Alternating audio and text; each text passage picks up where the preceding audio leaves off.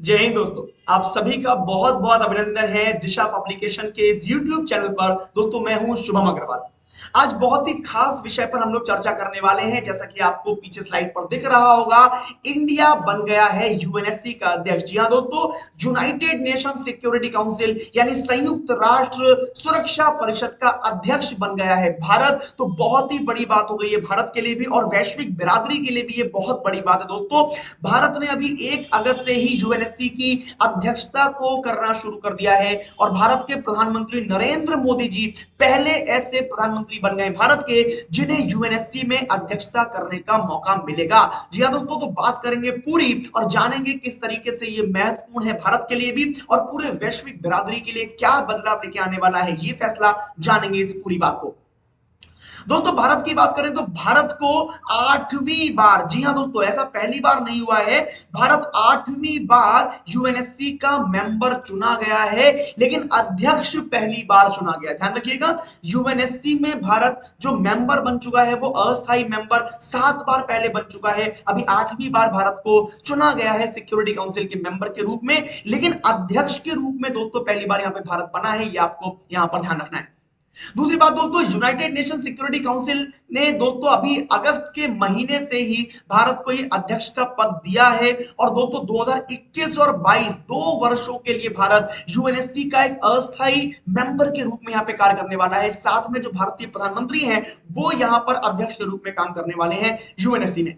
तो दोस्तों बहुत ही रोमांचक होने वाला है अगले 2 वर्षों का सफर, क्योंकि भारतीय प्रधानमंत्री नरेंद्र मोदी का यूएनएससी की अध्यक्षता करना ये कई देशों और कई क्षेत्रों के लिए नुकसानदायक और फायदेमंद दोनों ही प्रकार से आगे आ सकता है।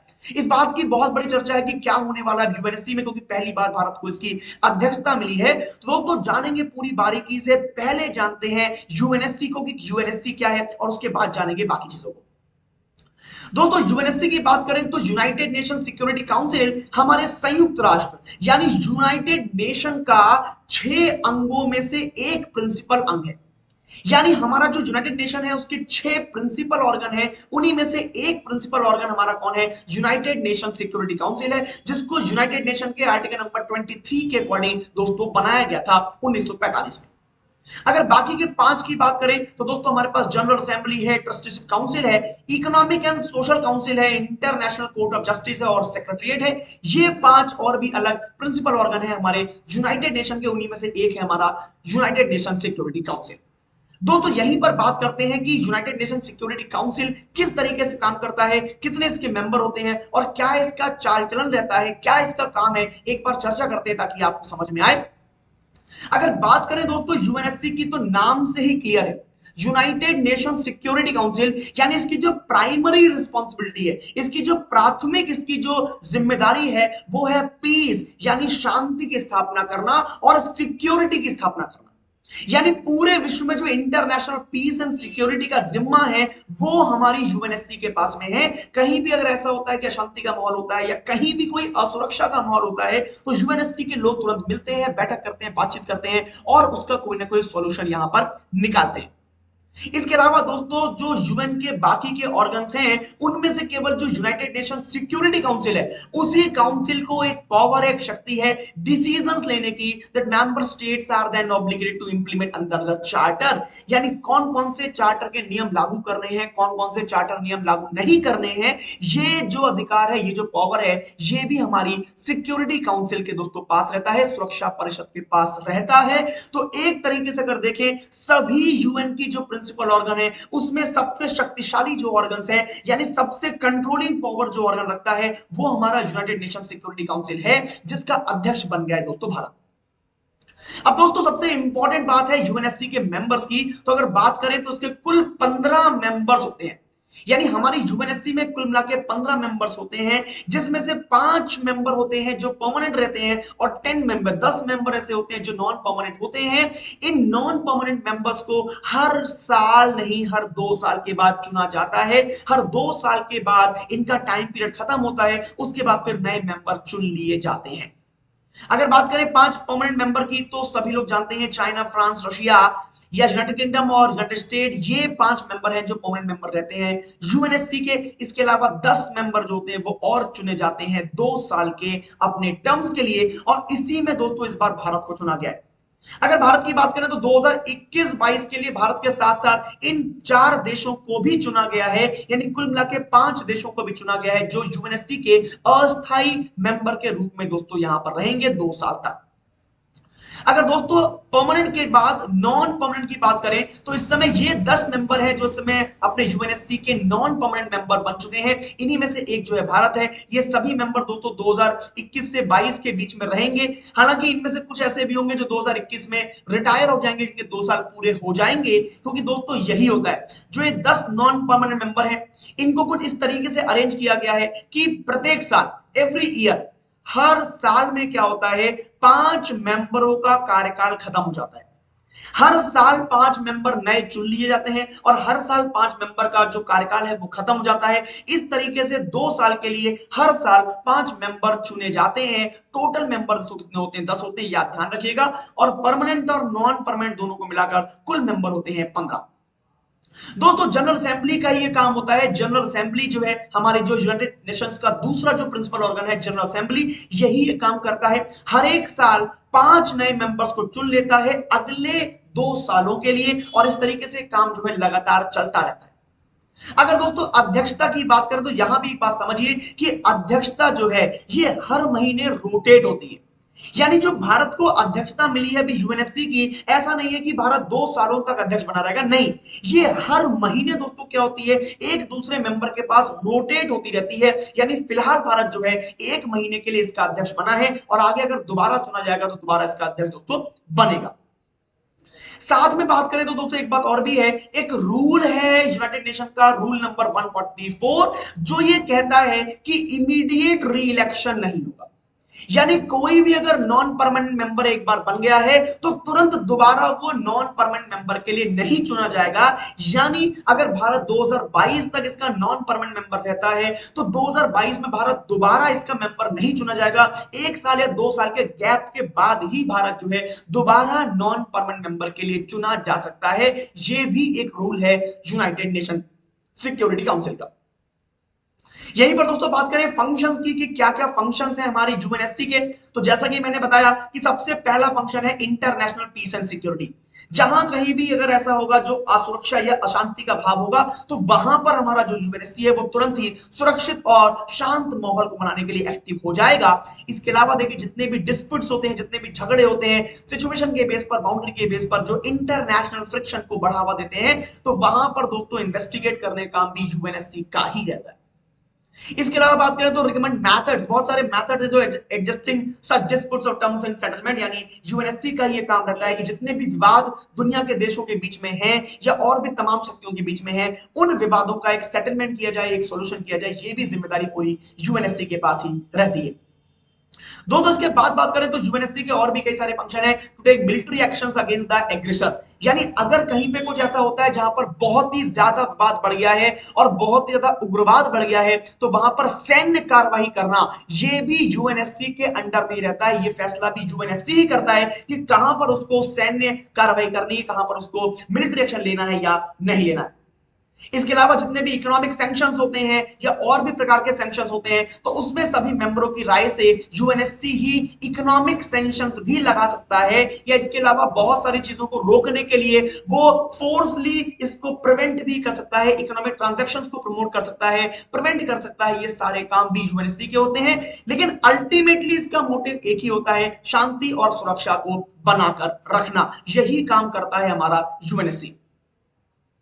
दोस्तों आगे बात करें तो यूएनएससी में एक बहुत ही बड़ा इशू हमारे सामने निकल के आता है, वो है वोटिंग का इशू। ये सबसे एक बेहतरीन चीज है यूएनएससी की, जो यूएनएससी को पावरफुल बनाता है और यूएनएससी की धाक को दुनिया में जमाता है। वो ये है कि दोस्तों जो 15 मेंबर यूएनएससी के हैं, ये 15 के 15 मेंबर हर एक मुद्दे पर अपना वोट दे सकते हैं, और हर एक मेंबर का अपना एक वोट होता है।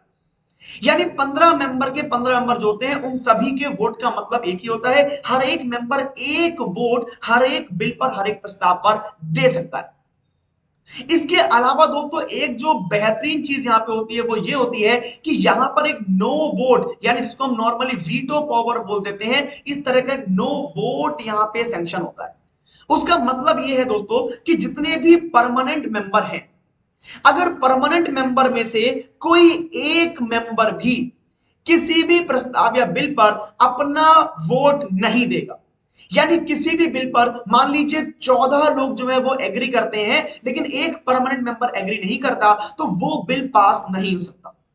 ये एक स्पेशल पावर दी जाती है परमानेंट मेंबर्स को, जो 5 परमानेंट मेंबर हैं, चाइना, रशिया, फ्रांस, ब्रिटेन और अमेरिका। तो इन पांचों देशों को ये एक परमानेंट पावर, एक विशेष शक्ति दी गई है कि अगर इनको कोई प्रस्ताव पसंद नहीं आएगा तो इनमें से एक ने भी अगर मना कर दिया तो वो प्रस्ताव फिर आगे दोस्तों लागू नहीं होता।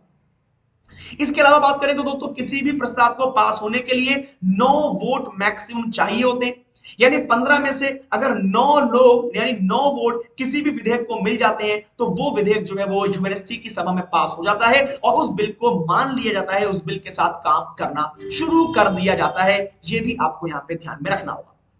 इसके अलावा बात करें कि जो मेंबर नहीं है, जो यूएनएससी के मेंबर नहीं है, वो भी दोस्तों यूएनएससी की इस कार्रवाई में भाग ले सकते हैं। हालांकि वो वोट नहीं कर सकते लेकिन वो किसी भी बिल या किसी भी के समर्थन में अपनी बात को रख सकते हैं, अपनी बात को वहां पर पेश कर सकते हैं।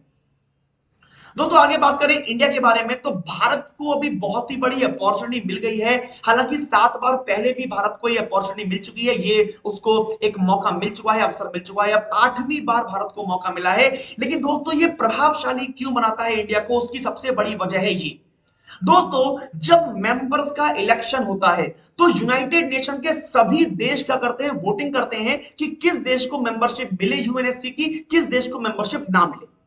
तो भारत के लिए दोस्तों जो नॉन परमानेंट मेंबर बनाने के लिए वोटिंग की गई थी, उसमें 193 में से 184 देशों ने भारत का समर्थन किया। ये एक बहुत बड़ी जीत है भारत के लिए और ये दर्शाता है कि भारत की स्वीकार्यता कितने बड़े स्तर पर है, भारत की जो एक्सेप्टेबिलिटी है वो कितने ज्यादा बड़े स्तर पर है, जो इंडिया का एक इंपॉर्टेंस है वो दुनिया के देशों में कितना ज्यादा है, ये इस बात से हम लोग देख सकते हैं।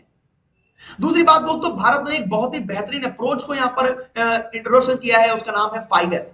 यानी जब भारत यूएनएससी का नॉन परमानेंट मेंबर बना था तो उसने कहा था कि हम 5S यानी 5S अप्रोच पर काम करेंगे। सबसे पहला हमारा अप्रोच होगा हमारा सम्मान यानी रिस्पेक्ट, दूसरा संवाद यानी डायलॉग, सहयोग यानी कोऑपरेशन, शांति यानी पीस और समृद्धि यानी प्रोस्पेरिटी। यानी भारत यूएनएससी का मेंबर बनकर इन 5 चीजों पर काम करेगा।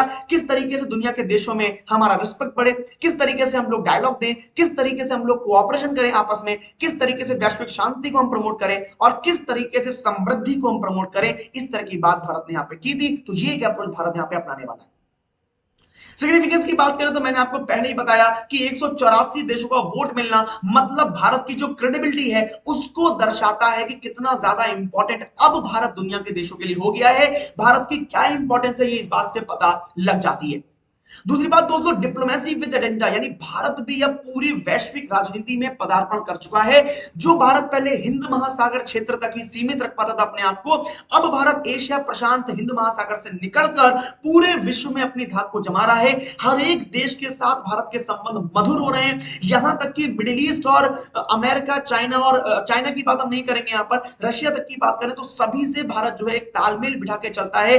तालमेल बिठाकर भारत यहां पे चलने को तैयार हो गया है। इस वजह से देखा जाए तो भारत की डिप्लोमेसी बहुत ही अच्छे लेवल पर काम करेगी और इस पद के बाद, इस दायित्व के बाद भारत को यह बहुत ही ज्यादा देखने को मिल सकता है आगे। साथ में दोस्तों वॉइस ऑफ डेवलपिंग कंट्रीज, यानी ये देखिए भारत कि भारत के बारे में एक बात सभी लोग जानते हैं, जिस तरीके से बाकी देश है, अमेरिका है, रूस है, चाइना है, ब्रिटेन है, फ्रांस है, इन सब का विश्वास जो है वो विकासशील देशों में इतना नहीं है, जबकि भारत के ऊपर विकासशील देश बहुत भरोसा करते हैं क्योंकि भारत ने यह काम करके भी दिखाया है। भारत हमेशा उन देशों के साथ हमेशा खड़ा रहा जब जिन देशों को भारत की जरूरत थी। तो इसलिए भारत जो है एक यूएनएससी में सभी विकासशील देशों की एक आवाज भी बन सकता है, एक तरह का उनका रिप्रेजेंटेटिव भी बन सकता है भारत। ये भी एक बहुत बड़ी जिम्मेदारी भारत को यहां पर मिल सकती है, ये भी एक बहुत बड़ी चीज भारत के लिए यहां पर देखने को मिल सकती है। अगर बात करें भारत के पॉइंट ऑफ व्यू की, तो दोस्तों इंडिया ने डिसाइड किया है क्या कि भारत पूरे अगस्त मंथ का एजेंडा डिसाइड करेगा यूएन की बॉडी के लिए। संयुक्त राष्ट्र क्या करेगा अगले एक मंथ में, ये डिसाइड करेगा भारत को कि भारत अभी यूएनएससी का अध्यक्ष बन गया है। साथ में दोस्तों जो मेजर एरियाज है जहां पर भारत को काम करना चाहिए, जहां पर भारत काम करेगा, वो है maritime security, peace keeping and counter terrorism. ये तीन जो मुद्दे हैं ये भारत के सामने सबसे बड़े मुद्दे हैं। अगर इनको भारत ने अच्छे से कैप्चर कर लिया, इनको भारत ने अच्छे से टैकल कर लिया, तो भारत निश्चित ही आगे बड़ी जिम्मेदारी के लिए आगे जा सकता है। भारत को तैयार रहना चाहिए।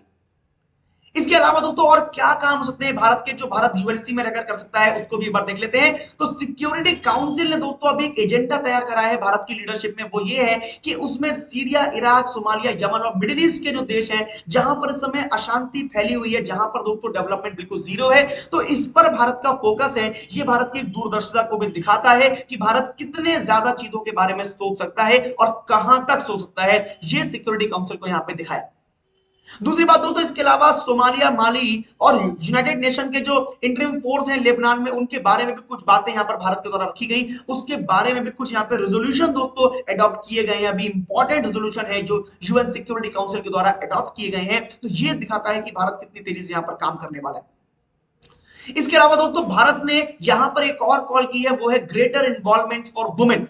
यानी जो स्त्रियां हैं, जो लेडीज हैं, जो फीमेल्स हैं, उनका एक ग्रेटर इन्वॉल्वमेंट हो हर क्षेत्र में, हर एक सेक्टर में उनका ग्रेटर इन्वॉल्वमेंट हो। हर एक कंट्री में जो महिलाएं हैं उनका एक अच्छा एक कंट्रीब्यूशन हो पूरे विश्व के व्यापार में, पूरे विश्व के खेल में, पूरे विश्व की सुरक्षा में, पूरे विश्व के विकास में। तो इस तरह का भारत का एक एजेंडा यहां पर लेके चल रहा है, जो भारत का ये दिखाता है कि भारत हमेशा ही कितना ही उदार और समग्रवादी रहा है। ये एक भारत को यहां पर देखने को मिलेगा। दूसरी बात दोस्तों, यहां पर जो बेहतरीन चीज भारत करने वाला है वो है to bring the innovative and inclusive solution. Bharat के लोग हमेशा से जाने जाते हैं किसी भी सॉल्यूशन को देखने में और किसी भी तरह के सॉल्यूशन को इंक्लूसिव और इनोवेटिव बनाने में। तो वैसा ही भारत एक कंस्ट्रक्टिवली वर्क करने वाला है जिससे कि इंक्लूसिव और इनोवेटिव यहां पर सॉल्यूशन भारत को मिल सके। साथ में दोस्तों बात करें तो भारत के पास काफी अपॉर्चुनिटी अब आ गई है इस यूएनएससी की अध्यक्षता के बाद। भारत जो इंटरनेशनल टेररिज्म है, जिससे भारत बहुत ही ज्यादा पीड़ित है, इस इंटरनेशनल टेररिज्म यानी अंतरराष्ट्रीय जो आतंकवाद है, उसको एक बहुत ही प्रभावकारी तरीके से रिस्पॉन्ड कर सकता है और उसको दोस्तों यहां पर खत्म करने का प्रयास भी कर सकता है। साथ में दोस्तों भारत का जैसा व्यवहार है कि भारत बहुत ही सहयोगी है, हमने करके दिखाया है, हम हमेशा से ही सहयोगी रहे। कोविड के काल में जब सभी देश अपने अपने चीजों को सुधारने में लगे हुए थे, तब भारत ने पूरे विश्व को फ्री, बिल्कुल निःशुल्क जो है वैक्सीन प्रोवाइड कराई थी। तो इससे भारत दोस्तों साबित कर चुका है, समय समय पर साबित करता रहा है कि हम सहयोग में सबसे आगे रहते हैं, हम सबका सहयोग करने में सबसे आगे हैं। इसके अलावा दोस्तों भारत एक कोऑपरेटिव, एक कॉम्प्रेसिव जो अप्रोच है वो भी यहां पर जरूर अपनाना चाहेगा इंटरनेशनल पीस और सिक्योरिटी के लिए। कॉम्प्रिहेंसिव अप्रोच में इसलिए कह रहा हूं ताकि भारत जो है वो सबके साथ जुड़कर ये काम कर पाए। ऐसा ना हो कि भारत यहां पर अकेला पड़ जाए, ये भी भारत यहां पर कर सकता है। और साथ में जैसा कि प्रधानमंत्री नरेंद्र मोदी फेमस है नई नई तकनीकों का प्रयोग करने में, नई नई तकनीकों को आगे लेके आने में, तो वही यहां पर भी हो सकता है। कुछ इनोवेटिव तकनीकों का यूज भी भारत यहां पे कर सकता है, जिससे जो मानवतावादी जो चैलेंजेस हैं वो भारत फेस कर सके और वो यूएनएससी फेस कर सके। दोस्तों साथ में कुछ चैलेंजेस की अगर बात करें, सबसे बड़ा चाइना वहां पर जो है एक चैलेंज भारत के लिए रहेगा, क्योंकि चाइना शुरू से भारत का एंटी रहा है और इस समय चाइना और भारत के बीच में बहुत सारे मतभेद, बहुत सारे विवाद भी हैं। कई मोर्चों पर चाइना को पटकनी भी भारत के द्वारा लगी हुई है। इसीलिए अब चाइना वहां पर पूरी तरीके से अपनी भड़ास निकालने की कोशिश करेगा, जैसा कि चाइना का इतिहास रहा है, जैसा कि चाइना की एक पॉलिसी रही है। तो वो वहां पे इंडिया के लिए बहुत बड़ा चैलेंज बनने वाला है, क्योंकि चाइना परमानेंट मेंबर है और चाइना के पास वीटो है। भारत के हर एक प्रस्ताव को चाइना वीटो करके रोक सकता है, वीटो करके भारत के हर एक प्रस्ताव का वहां पे दोस्तों विरोध कर सकता है। तो ये एक बहुत बड़ी चुनौती रहेगी चाइना की भारत के सामने। इससे भारत कैसे निपटता है ये देखने में मजा आएगा। दूसरी बात दोस्तों, चाइना यहां पर कश्मीर का इशू भी उठा सकता है और जो चाइना बॉर्डर पर समय जो इंडिया के साथ विवाद चल रहा है उसका एक विषय भी चाइना वहां उठा सकता है, जिसके सामने भारत को थोड़ा सा बैकवर्ड पे आना पड़ेगा या भारत को अपनी स्ट्रैटेजी वहां पे सही रखनी पड़ेगी ताकि वो इन चीजों को टैकल कर सके। साथ में दोस्तों इसके अलावा जो बहुत सारे और भी वर्ल्ड रूल ऑर्डर्स हैं या जो और जो चैलेंजेस हैं वो भी यहां पर भारत को फेस करने पड़ सकते हैं, क्योंकि कोविड के कारण जिस तरीके से पूरी इकोनॉमी पूरे विश्व की तबाह हो चुकी है, उस इकोनॉमी के सामने कई देशों का पॉइंट ऑफ व्यू बदल चुका है। तो ये भी भारत को एक बड़ा चैलेंज वहां पे देखने को मिल सकता है। तो दोस्तों ये पूरी कहानी थी यूएनएससी की और भारत की उसमें लीडरशिप की। अब दोस्तों एक क्वेश्चन मैं आपसे पूछ रहा हूं कि भारत को परमानेंट मेंबरशिप यूएनएससी की क्यों मिलनी चाहिए?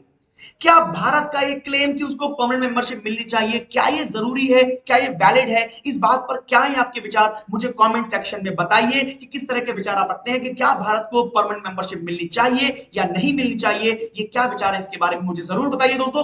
तो आज के इस लेक्चर को यहां पे रोकते हैं। कमेंट करके बताइए कैसा लगा आपको लेक्चर। नेक्स्ट क्लास में नेक्स्ट एक टॉपिक और लेके आएंगे हम लोग ऐसा ही, जो आपके लिए इंफॉर्मेटिव भी होगा और आपके एग्जाम के लिए आपको फायदा करेगा। तब तक दोस्तों आप सभी लोग खुश रहिए, सुरक्षित रहिए, हंसते खिलखिलाते रहिए। आप सभी को मेरा नमस्कार, आप सभी को मेरा जय हिंद।